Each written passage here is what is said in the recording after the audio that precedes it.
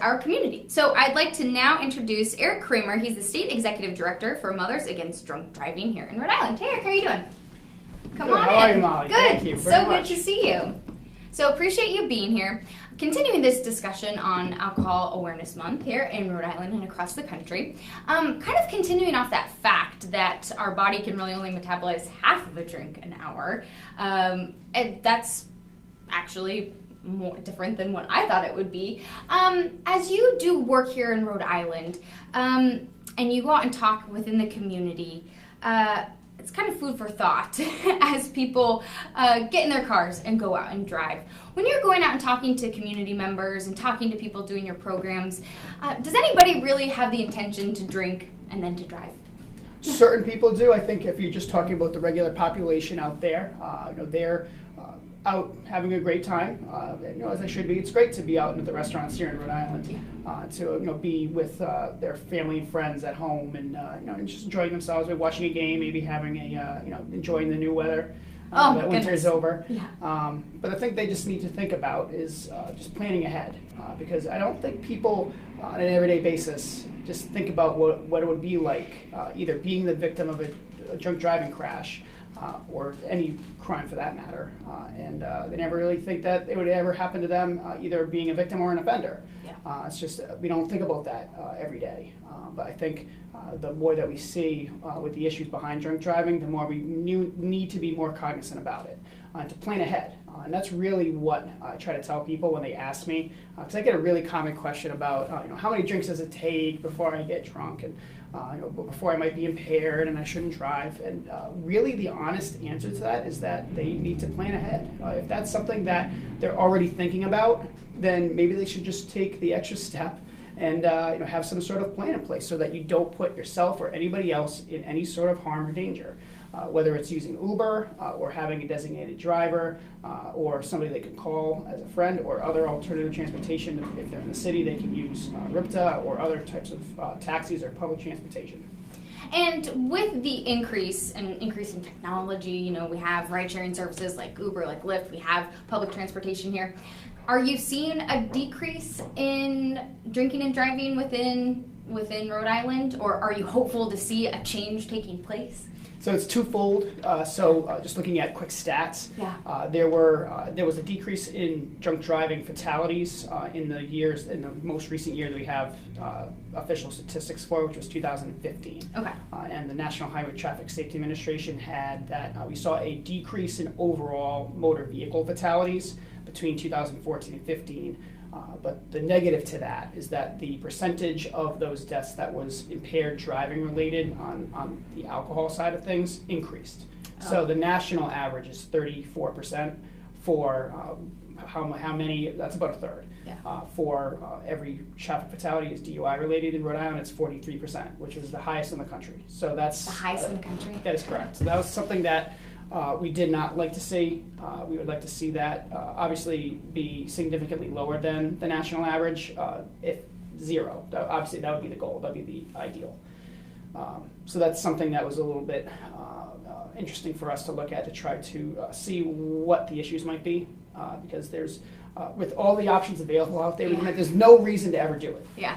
I mean, it seems like with technology increasing and with the message out there, you would think that would be on a trend down. But you think, being highest in the country, it's a real problem here then. Is it a real problem here? It is. I think that nationally, I think it's still a big issue.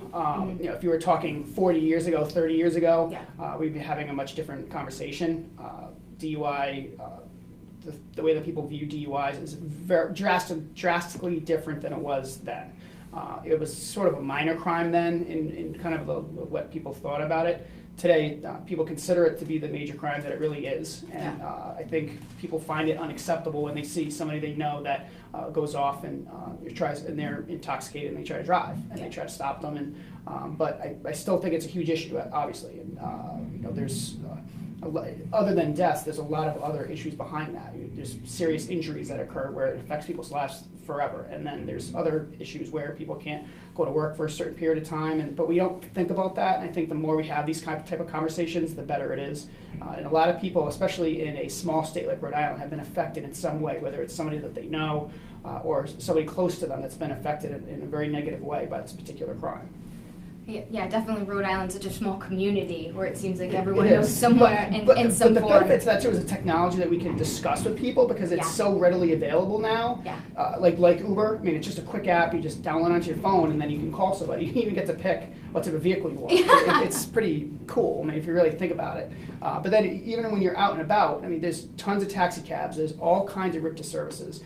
Even out in the outskirts outside of the cities. I mean, there's availability there. There's always people that you're able to call. It's just, again, planning ahead is such a huge part of that, but there really isn't a silver bullet to try to end this particular crime. However, if you're really looking at technology, trying to really promote it is something that I think is going to make a monstrous difference in drastically reducing the amount of deaths and injuries associated with drunk driving. Even if you look at something like an ignition interlock that a lot of offenders are required to have now, there's also technology that's been invented that will prevent anybody from getting into a vehicle.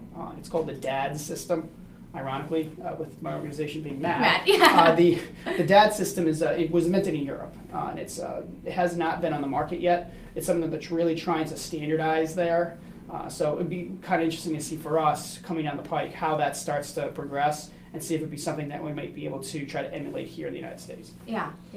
Kind of, what is your, what's your push as you move forward? You have a lot of programs that you work with within communities. Are you looking at maybe partnering with RIPTA, with taxis, with Uber, with Lyft? Are you looking at maybe partnering with them to put these services within your programs, to say, this is what we're doing, we're offering this, maybe partnering with them within your programs to say, hey, these are the options out there, encouraging young people, encouraging people to say, these are your options, like take advantage of it. You know, all of our education programs that we have especially in the youth side of things, we talk about all the options all the time. In all of our messaging, we try to always just get that out there. Like plan ahead, download the app on your phone right now. Education is really honestly the best way for us to get the most of that message out there. There's a lot of different ways we can do that. And we love, obviously, the campaigns that the state police have done and the DOT have done over the years, and I think it's really effective and it's catchy. You see it every day. It's not only on TV, but it's also on billboards, it's also on the boards across all the states on Route 95, and it's they have again, messaging boards, right, and you always see that across the country. In a small state like Rhode Island, it's really, really effective. You can't avoid it. It's great, and that's the kind of thing we want to continue to see. And trying to really start to educate kids about all the different options out there, and try to educate the parents about talking to their kids about these things. And then maybe the kids will start educating their parents and grandparents about some of these other options. It'll go a long way, I think. And again, looking at some of those options here in Rhode Island, because it's such a small state and we don't have a really huge urban network like maybe some of these other states do, I think it'll be pretty effective. And again, I think education is really the way to go. Talk to me about, because you do have so many programs happening. I was going over the list of everything that's going on right now. With Alcohol Awareness Month, we have a kitty that's coming in if you hear some meowing. Power of Parents Month and Drunk Driving Awareness Month. Kind of, what are some of the stuff that you're doing to keep kids making good choices? Absolutely. So we actually just had a mocktail competition that was a week ago. Awesome. And we had 20 high schools that participated. It's incredibly competitive. These kids get really, really serious about this. So cool. The best part of it actually is not only was it the non-alcoholic beverage they got to create and be, they had an entire team effort to it. They had a presentation they had to do, but they have a victim adoption program to it. So they did a presentation about their drunk driving victim. Okay. We had special judges that came in and kind of gauged the entire presentation and weighed in on it. And so it really makes kids think. It does. It really puts them in a situation where they have to think about the victim. It makes it very real for them. Yeah, that just gave me goosebumps.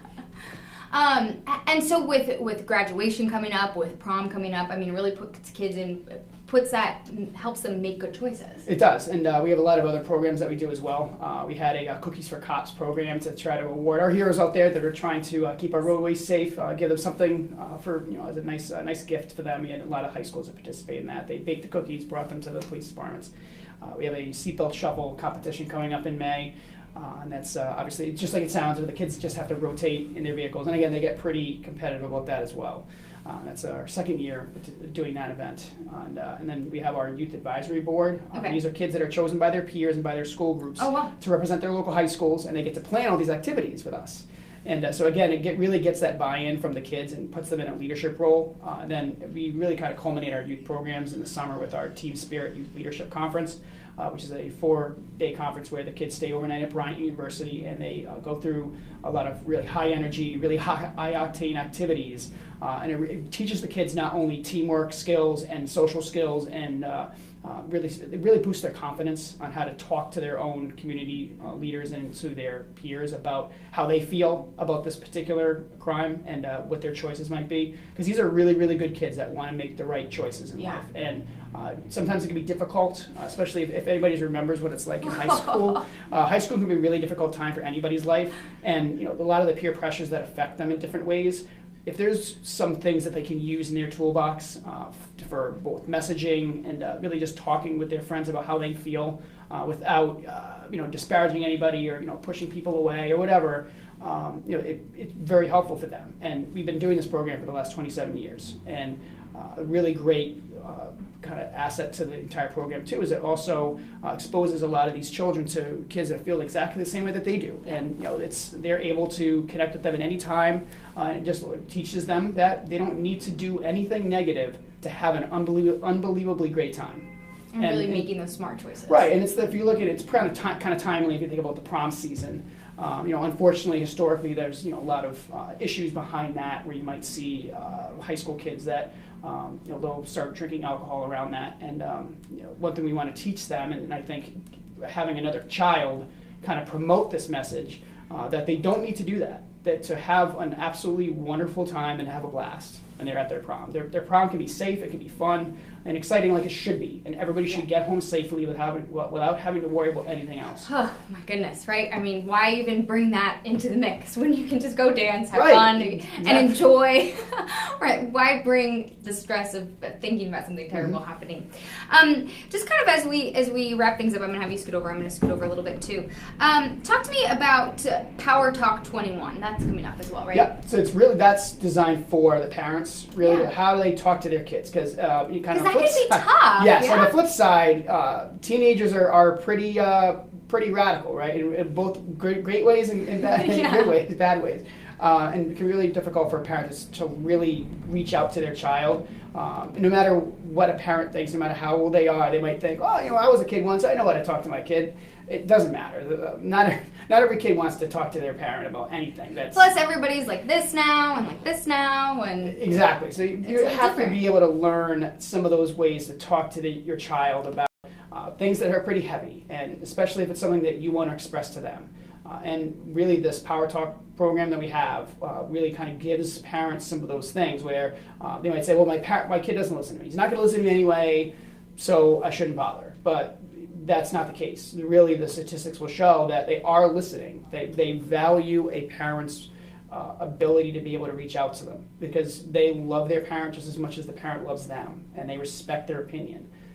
They might not show it because they might not be cool or whatever, but so I think we all remember what it was like. But at the same time, those rules matter, and having a parent be able to express that in a very positive and loving way to their child will be very effective. But they need to learn how to maybe communicate in different ways, maybe using different language at times, maybe some skills for them to learn how to be patient with certain circumstances. And I think it would be very, very effective if a parent has that. And the more opportunities that an organization like Mothers Against Drunk Driving can have to be able to provide that to a parent and just to talk to them in an open forum with other parents involved, can be extremely effective and can really make a huge difference, even just in one kid's life. Yeah, no kidding. Being that role model for your children, being able to talk to them about those tough issues really makes a difference. So you're kind of coming at it from both directions, from the parent side of things and then the peer group side of things. I like that. Well, I really appreciate it. Eric Kramer here from Mothers Against Drunk Driving. Appreciate it. And you're going to continue your message. If you want more information both on Power Talk 21, you have a ton of great resources on your website. So I will put a link to that on golocalprov.com. So thank you so much for coming in and chatting with us. I really appreciate it. Before Anytime. you go, take a picture here so we can pop that up on Facebook.